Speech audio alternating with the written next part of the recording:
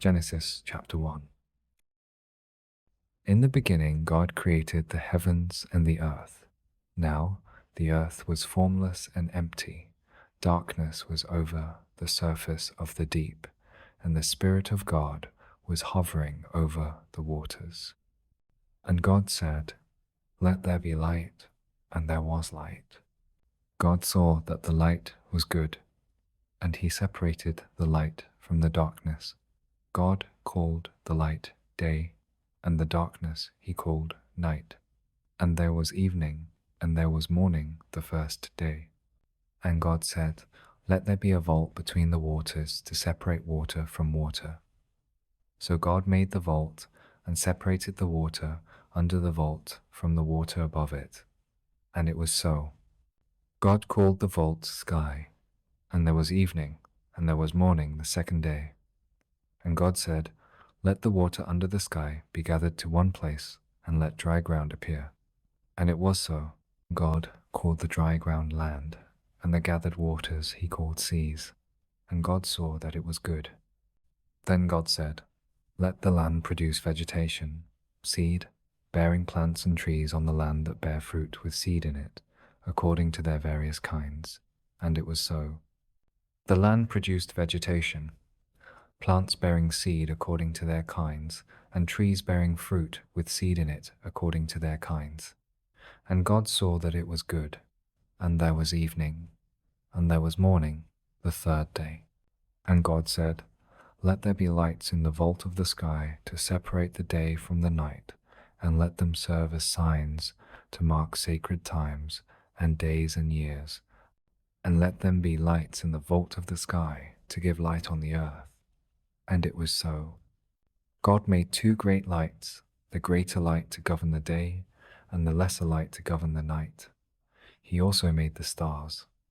God set them in the vault of the sky to give light on the earth, to govern the day and the night, and to separate light from darkness. And God saw that it was good, and there was evening, and there was morning the fourth day. And God said, "Let the water teem with living creatures, and let birds fly above the earth across the vault of the sky."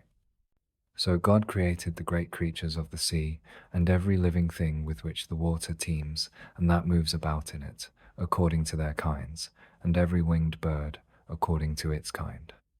And God saw that it was good. God blessed them and said, "Be fruitful, and increase in number, and fill the water in the seas, and let the birds increase on the earth." And there was evening, and there was morning the fifth day. And God said, "Let the land produce living creatures according to their kinds, the livestock, the creatures that move along the ground, and the wild animals, each according to its kind." And it was so.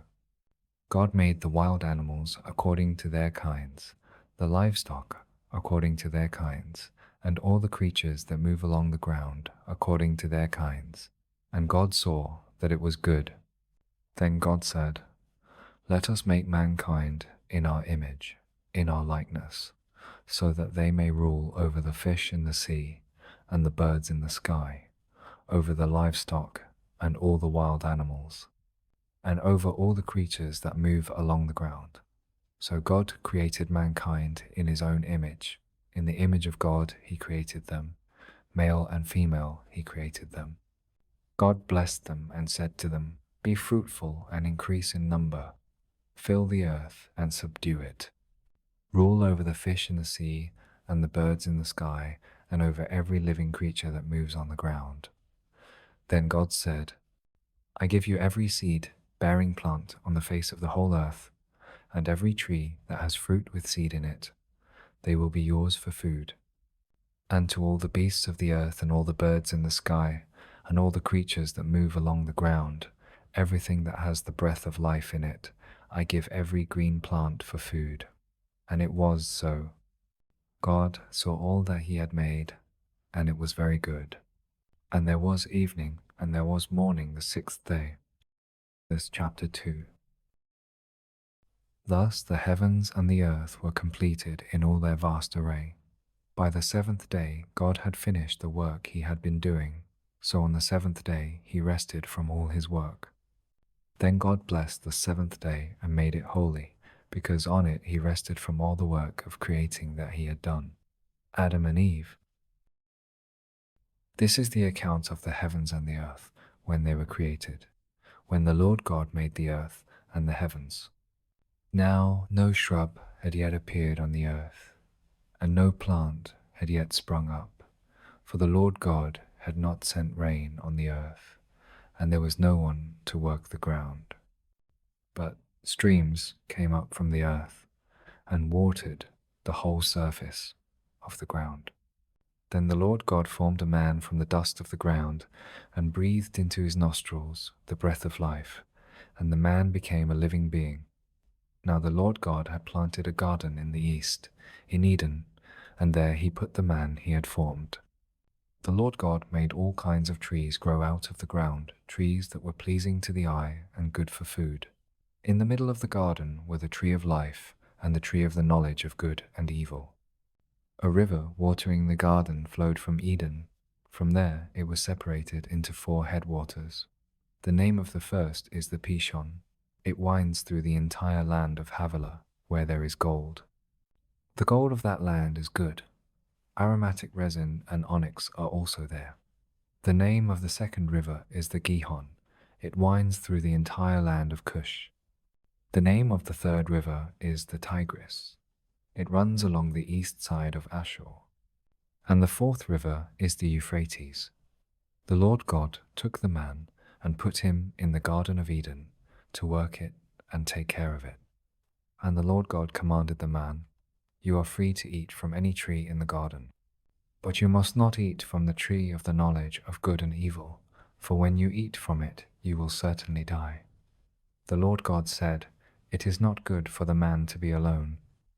I will make a helper suitable for him."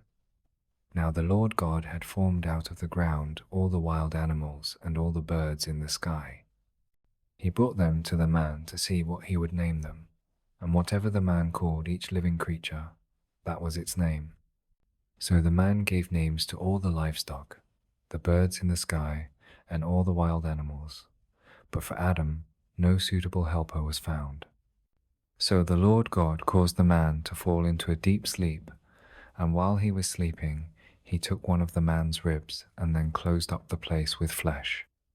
Then the Lord God made a woman from the rib he had taken out of the man, and he brought her to the man. The man said, "This is now bone of my bones, and flesh of my flesh. She shall be called woman, for she was taken out of man. That is why a man leaves his father and mother and is united to his wife, and they become one flesh." Adam and his wife were both bared, and they felt no shame. Chapter 3. Now the serpent was more crafty than any of the wild animals the Lord God had made. He said to the woman, "Did God really say, 'You must not eat from any tree in the garden'?" The woman said to the serpent, "We may eat fruit from the trees in the garden, but God did say, 'You must not eat fruit from the tree that is in the middle of the garden, and you must not touch it, or you will die.'" "You will not certainly die," the serpent said to the woman. "For God knows that when you eat from it, your eyes will be opened, and you will be like God, knowing good and evil." When the woman saw that the fruit of the tree was good for food and pleasing to the eye, and also desirable for gaining wisdom, she took some and ate it. She also gave some to her husband, who was with her, and he ate it. Then the eyes of both of them were opened, and they realized they were bared. So they sewed fig leaves together and made coverings for themselves. Then the man and his wife heard the sound of the Lord God as he was walking in the garden in the cool of the day, and they hid from the Lord God among the trees of the garden. But the Lord God called to the man, "Where are you?" He answered, "I heard you in the garden, and I was afraid because I was bared, so I hid." And he said, "Who told you that you were bared? Have you eaten from the tree that I commanded you not to eat from?" The man said, "The woman you put here with me, she gave me some fruit from the tree, and I ate it." Then the Lord God said to the woman, "What is this you have done?" The woman said, "The serpent deceived me, and I ate. So the Lord God said to the serpent, because you have done this, cursed are you above all livestock and all wild animals. You will crawl on your belly, and you will eat dust all the days of your life. And I will put enmity between you and the woman, and between your offspring and hers. He will crush your head, and you will strike his heel. To the woman he said, I will make your pains in childbearing very severe. With painful labor you will give birth to children. Your desire will be for your husband, and he will rule over you. To Adam he said, because you listened to your wife and ate fruit from the tree about which I commanded you, you must not eat from it. Cursed is the ground because of you. Through painful toil you will eat food from it all the days of your life. It will produce thorns and thistles for you, and you will eat the plants of the field by the sweat of your brow. You will eat your food until you return to the ground, since from it you were taken, for dust you are, and to dust you will return. Adam named his wife Eve because she would become the mother of all the living. The Lord God made garments of skin for Adam and his wife and clothed them. And the Lord God said, the man has now become like one of us, knowing good and evil.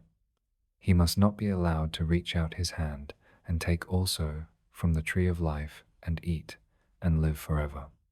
So the Lord God banished him from the Garden of Eden to work the ground from which he had been taken. After he drove the man out, he placed on the east side of the Garden of Eden cherubim and a flaming sword flashing back and forth to guard the way to the tree of life. Chapter 4. Cain and Abel. Adam shared love to his wife Eve, and she became pregnant and gave birth to Cain. She said, with the help of the Lord, I have brought forth a man. Later, she gave birth to his brother Abel. Now Abel kept flocks, and Cain worked the soil.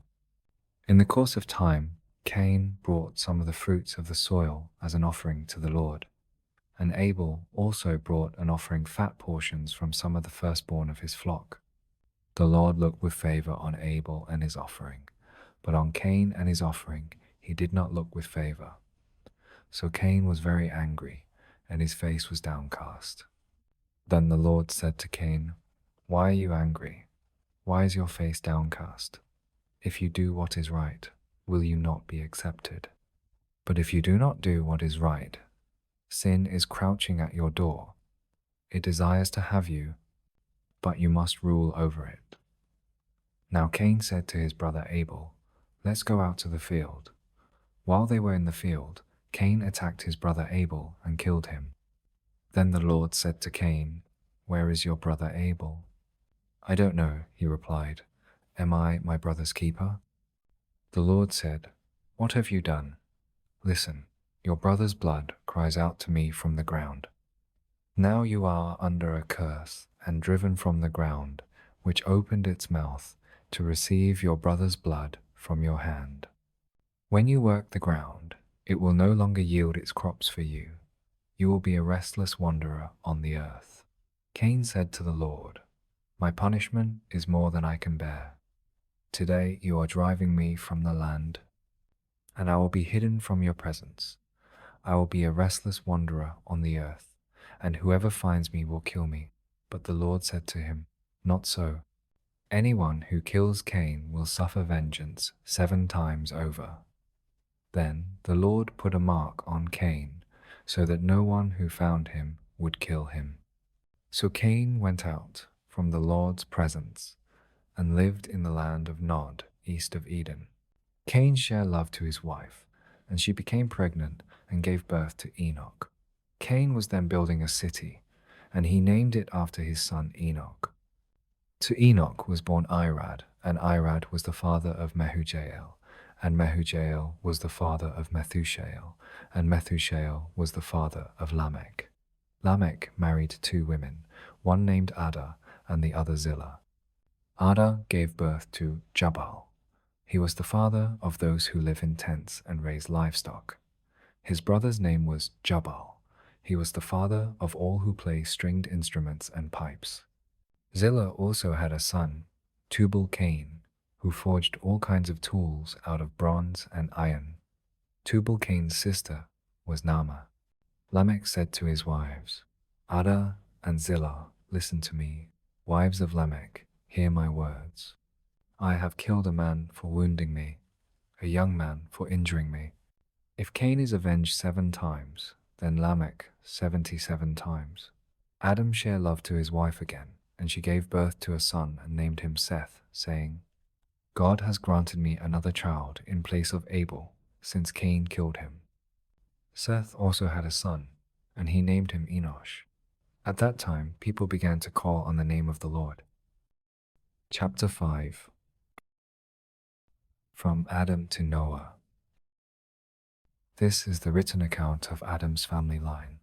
When God created mankind, he made them in the likeness of God. He created them, male and female, and blessed them.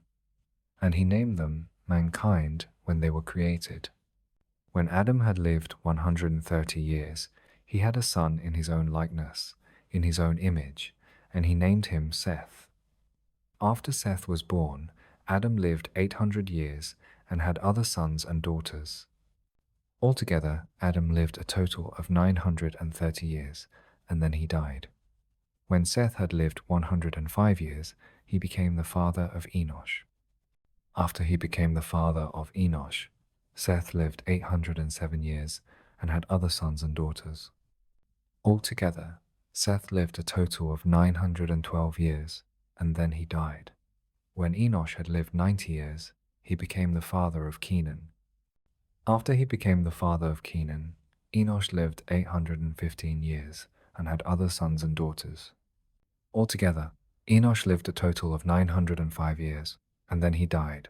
When Kenan had lived 70 years, he became the father of Mahalalel. After he became the father of Mahalalel, Kenan lived 840 years and had other sons and daughters. Altogether, Kenan lived a total of 910 years, and then he died. When Mahalalel had lived 65 years, he became the father of Jared. After he became the father of Jared, Mahalalel lived 830 years and had other sons and daughters.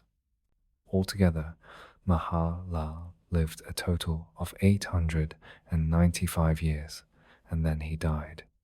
When Jared had lived 162 years, he became the father of Enoch. After he became the father of Enoch, Jared lived 800 years and had other sons and daughters. Altogether, Jared lived a total of 962 years, and then he died. When Enoch had lived 65 years, he became the father of Methuselah. After he became the father of Methuselah, Enoch walked faithfully with God 300 years and had other sons and daughters. Altogether, Enoch lived a total of 365 years. Enoch walked faithfully with God. Then he was no more, because God took him away. When Methuselah had lived 187 years, he became the father of Lamech. After he became the father of Lamech, Methuselah lived 782 years and had other sons and daughters. Altogether, Methuselah lived a total of 969 years, and then he died. When Lamech had lived 182 years, he had a son. He named him Noah and said, He will comfort us in the labor and painful toil of our hands caused by the ground that the Lord has cursed. After Noah was born, Lamech lived 595 years and had other sons and daughters. Altogether, Lamech lived a total of 777 years, and then he died. After Noah was 500 years old, he became the father of Shem, Ham, and Japheth. Chapter 6. Wickedness in the world. When human beings began to increase in number on the earth and daughters were born to them, the sons of God saw that the daughters of humans were beautiful, and they married any of them they chose. Then the Lord said, My spirit will not contend with humans forever, for they are mortal. Their days will be 120 years. The Nephilim were on the earth in those days. and also afterward when the sons of God went to the daughters of humans and had children by them. They were the heroes of old, men of renown. The Lord saw how great the wickedness of the human race had become on the earth, and that every inclination of the thoughts of the human heart was only evil all the time. The Lord regretted that he had made human beings on the earth, and his heart was deeply troubled. So the Lord said, I will wipe from the face of the earth the human race I have created, and with them the animals, the birds, and the creatures that move along the ground, for I regret that I have made them. But Noah found favor in the eyes of the Lord. Noah and the flood. This is the account of Noah and his family. Noah was a righteous man, blameless among the people of his time, and he walked faithfully with God. Noah had 3 sons, Shem, Ham, and Japheth. Now the earth was corrupt in God's sight and was full of violence. God saw how corrupt the earth had become, for all the people on earth had corrupted their ways. So God said to Noah, I am going to put an end to all people, for the earth is filled with violence because of them. I am surely going to destroy both them and the earth. So make yourself an ark of cypress wood, make rooms in it, and coat it with pitch inside and out. This is how you are to build it. The ark is to be 300 cubits long, 50 cubits wide, and 30 cubits high. Make a roof for it, leaving below the roof an opening 1 cubit high all around.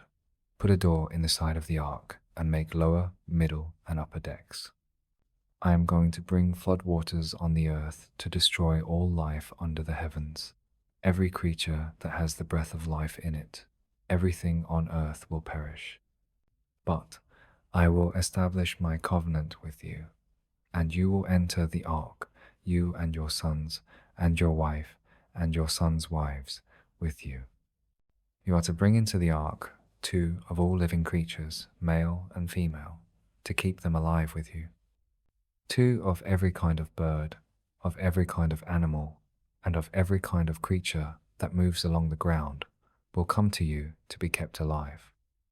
You are to take every kind of food that is to be eaten and store it away as food for you and for them. Noah did everything just as God commanded him. Chapter 7. The Lord then said to Noah, Go into the ark, you and your whole family, because I have found you righteous in this generation. Take with you 7 pairs of every kind of clean animal, a male and its mate, and 1 pair of every kind of unclean animal, a male and its mate, and also 7 pairs of every kind of bird, male and female, to keep their various kinds alive throughout the earth. 7 days from now I will send rain on the earth for 40 days and 40 nights, and I will wipe from the face of the earth every living creature I have made. And Noah did all that the Lord commanded him. Noah was 600 years old when the floodwaters came on the earth. And Noah and his sons and his wife and his sons' wives entered the ark to escape the waters of the flood. Pairs of clean and unclean animals, of birds and of all creatures that move along the ground, male and female, came to Noah and entered the ark as God had commanded Noah. And after the 7 days, the floodwaters came on the earth. In the 600th year of Noah's life, on the 17th day of the 2nd month, on that day, all the springs of the great deep burst forth, and the floodgates of the heavens were opened. And rain fell on the earth 40 days and 40 nights. On that very day, Noah and his sons, Shem, Ham, and Japheth, together with his wife and the wives of his 3 sons, entered the ark. They had with them every wild animal according to its kind, all livestock according to their kinds, every creature that moves along the ground according to its kind, and every bird according to its kind, everything with wings. Pairs of all creatures that have the breath of life in them came to Noah and entered the ark. The animals going in were male and female of every living thing, as God had commanded Noah. Then the Lord shut him in. For 40 days the flood kept coming on the earth, and as the waters increased, they lifted the ark high above the earth. The waters rose and increased greatly on the earth, and the ark floated on the surface of the water. They rose greatly on the earth, and all the high mountains under the entire heavens were covered. The waters rose and covered the mountains to a depth of more than 15 cubits. Every living thing that moved on land perished: birds, livestock, wild animals, all the creatures that swarm over the earth, and all mankind. Everything on dry land that had the breath of life in its nostrils died. Every living thing on the face of the earth was wiped out: people and animals and the creatures that move along the ground, and the birds were wiped from the earth. Only Noah was left, and those with him in the ark. The waters flooded the earth for 150 days. Chapter 8. But God remembered Noah and all the wild animals and the livestock that were with him in the ark, and he sent a wind over the earth, and the waters receded. Now the springs of the deep and the floodgates of the heavens had been closed, and the rain had stopped falling from the sky. The water receded steadily from the earth. At the end of the 150 days, the water had gone down, and on the 17th day of the 7th month, the ark came to rest on the mountains of Ararat. The waters continued to recede until the 10th month, and on the first day of the 10th month, the tops of the mountains became visible. After 40 days, Noah opened a window he had made in the ark and sent out a raven, and it kept flying back and forth until the water had dried up from the earth. Then he sent out a dove to see if the water had receded from the surface of the ground. But the dove could find nowhere to perch because there was water over all the surface of the earth, so it returned to Noah in the ark. He reached out his hand and took the dove and brought it back to himself in the ark. He waited 7 more days and again sent out the dove from the ark. When the dove returned to him in the evening, there in its beak was a freshly plucked olive leaf. Then Noah knew that the water had receded from the earth. He waited 7 more days and sent the dove out again, but this time it did not return to him. By the first day of the 1st month of Noah's 601st year, the water had dried up from the earth. Noah then removed the covering from the ark and saw that the surface of the ground was dry. By the 27th day of the 2nd month, the earth was completely dry. Then God said to Noah, "Come out of the ark, you and your wife and your sons and their wives. Bring out every kind of living creature that is with you, the birds, the animals, and all the creatures that move along the ground, so they can multiply on the earth and be fruitful and increase in number on it." So Noah came out, together with his sons and his wife and his sons' wives. All the animals and all the creatures that move along the ground and all the birds, everything that moves on land, came out of the ark, one kind after another. Then Noah built an altar to the Lord, and taking some of all the clean animals and clean birds, he sacrificed burnt offerings on it. The Lord smelled the pleasing aroma and said in his heart, "Never again will I curse the ground because of humans, even though every inclination of the human heart is evil from childhood. And never again will I destroy all living creatures as I have done. As long as the earth endures, seed time and harvest, cold and heat, summer and winter, day and night, will never cease." Chapter 9. God's covenant with Noah. Then God blessed Noah and his sons, saying to them, "Be fruitful and increase in number, and fill the earth. The fear and dread of you will fall on all the beasts of the earth, and on all the birds in the sky, on every creature that moves along the ground, and on all the fish in the sea. They are given into your hands. Everything that lives and moves about will be food for you. Just as I gave you the green plants, I now give you everything. But you must not eat meat that has its lifeblood still in it, and for your lifeblood I will surely demand an accounting. I will demand an accounting from every animal, and from each human being, too. I will demand an accounting for the life of another human being. Whoever sheds human blood, by humans shall their blood be shed, for in the image of God has God made mankind. As for you, be fruitful and increase in number, multiply on the earth and increase upon it. Then God said to Noah and to his sons with him, I now establish my covenant with you and with your descendants after you, and with every living creature that was with you, the birds, the livestock, and all the wild animals, all those that came out of the ark with you, every living creature on earth. I establish my covenant with you. Never again will all life be destroyed by the waters of a flood. Never again will there be a flood to destroy the earth. And God said, This is the sign of the covenant I am making between me and you and every living creature with you, a covenant for all generations to come. I have set my rainbow in the clouds, and it will be the sign of the covenant between me and the earth.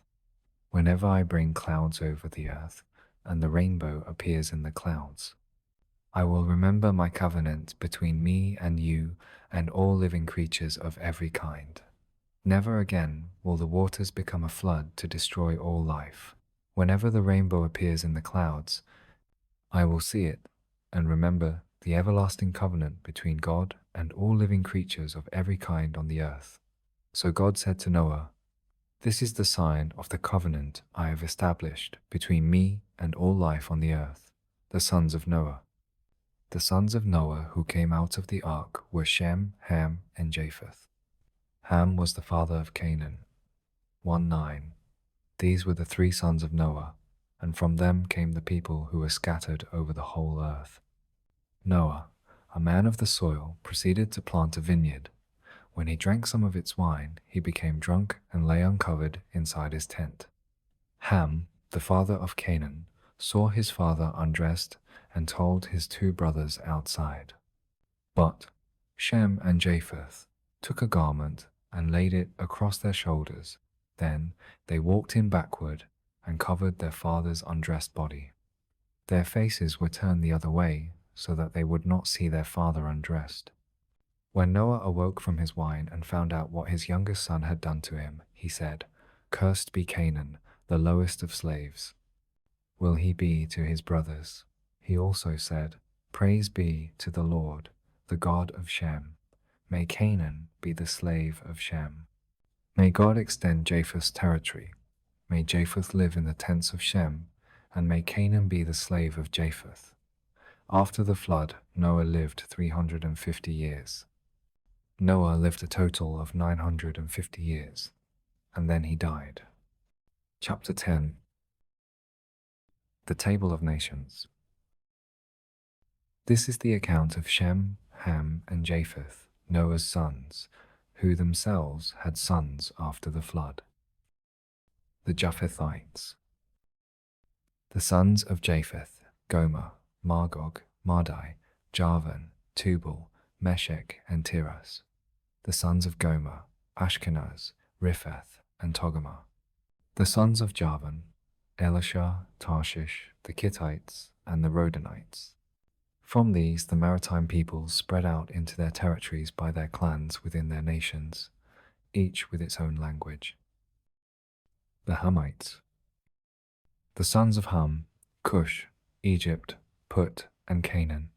The sons of Cush, Seba, Havilah, Sabta, Rama, and Sabteca. The sons of Rama, Sheba, and Dedan. Cush was the father of Nimrod, who became a mighty warrior on the earth.